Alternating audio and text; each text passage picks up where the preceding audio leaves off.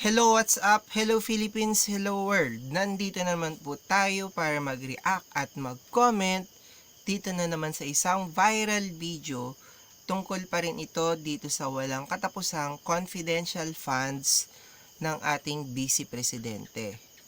At etong mga tauhan niya na isa-isa na ngang nagsisibagsakan.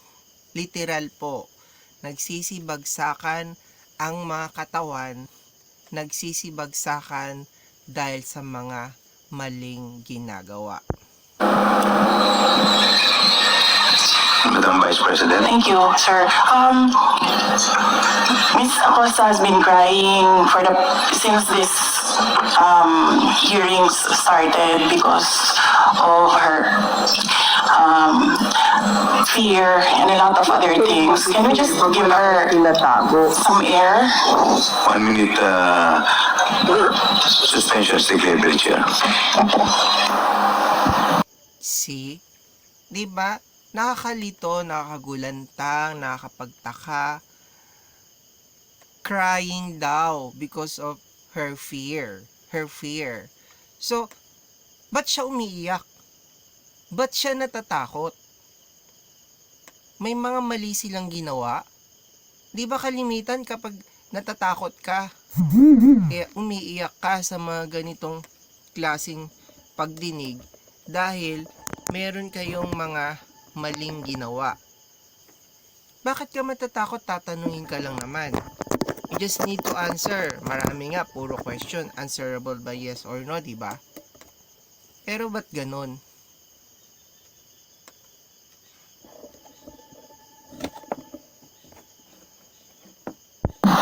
Ms. Acosta, ano po ba ang nararamdaman nyo?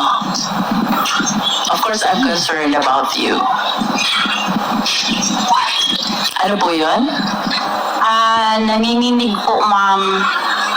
Bakit po kayo nanginginig? Bukod po sa nanginginig, ano pong nararamdaman nyo? Hindi naman po ako sumisigaw. Kasi po, wala po talaga akong alam kung sino po. Yan. So, nakahiya kayo. Hindi naman talaga sumisigaw si Ma'am Luistro si Ma'am Jinky.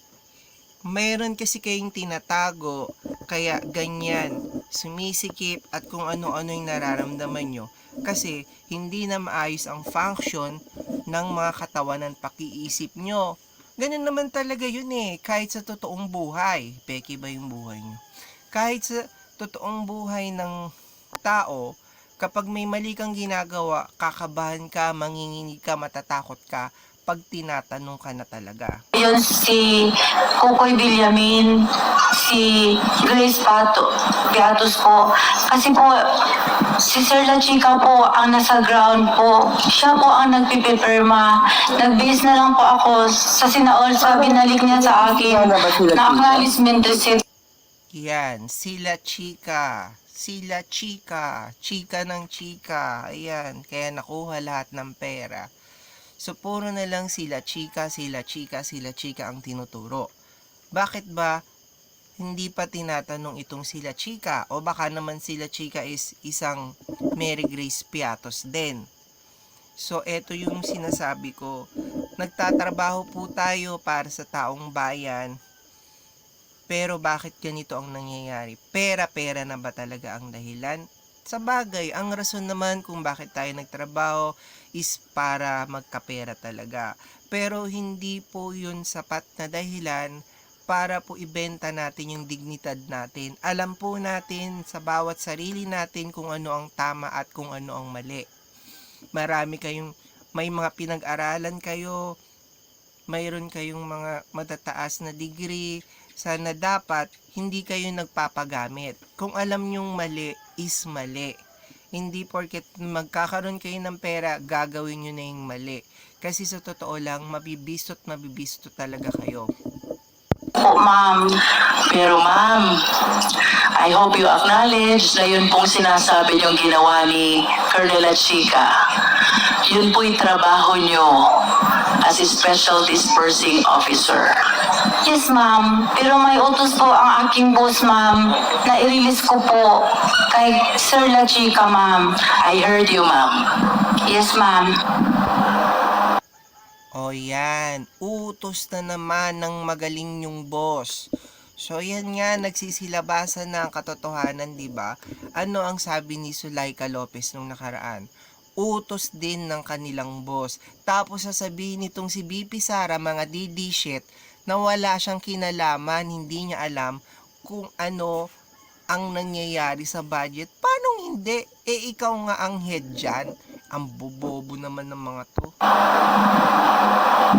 Mga kaibigan, alam niyo ba na milyong-milyong tao ang kumikita ng malaki sa pag-trade araw-araw gamit ang apps tulad ng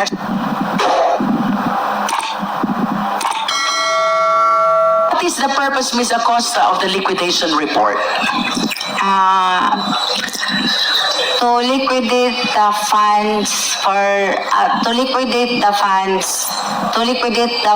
granted on confidential funds po. Ililiquidate po. Ililiquidate, and by liquidate, we need to gather proof that indeed the entire amount was utilized for the intended purpose. Tama po ba? Tama po. Nag-base na lang po ako sa sinaol sa binalik niya sa akin na acknowledgement receipt po, ma'am. Pero ma'am, Yon, hindi rin natin minsan maintindihan dito sa mga matatalinong tao na to kung bakit pagdating sa question and answer, hindi sila makasagot ng maayos. Pero si Zulaika nakakasagot ng maayos. Pero itong si Gina Acosta, sa dami-dami ng ginawa niya kalokohan, hindi ko nga maisip kung saan siya dumadampot ng mga rason at kung paano niya ipaliwanag ang lahat is sobrang malabo. Talo pa ang grade school student eh. Yung paliwanag niya, hindi naman siya nagpaliwanag eh. Nagbasa lang siya, nagsabi lang siya. I hope you acknowledge na yun pong sinasabi niyong ginawa ni Colonel Chica. Yun po'y trabaho niyo as a special dispersing officer. So, eto nga po ang reason dito sa acknowledgement receipt na walang printed name pero may pirma. Alam naman po yan ng mga tao eh, kahit sila na mga nandyan sa. Dapat alam yan lalo ng COA at nito mga nangunguha ng pera na below 1,000 pwedeng walang printed name. Pero pag higher than that, kailangan laging meron. Bakit pag sa mahihirap na tao na magkaroon bigla ng pera, ginagawa nyo yan? Pero pagdating sa mayayaman, confident na kayo na walang mangyayaring kalokohan. Sino ba ang madalas na nanloloko? Sino ba ang madalas na nangungurap? Di ba yung mga nasa posisyon at may mga kaya? Hindi naman natin nila lahat. Pero, totoong ang sinasamba ng tao sa ngayong panahon is pera talaga.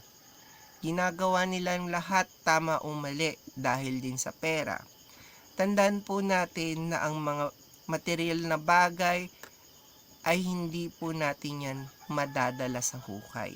Yung magkaroon tayo ng sapat, pwede na. Hindi natin kailangan ng sobra-sobra. Kasi pag namatay po tayo, may iwan lang yan nakatenga. Yun lang, adios.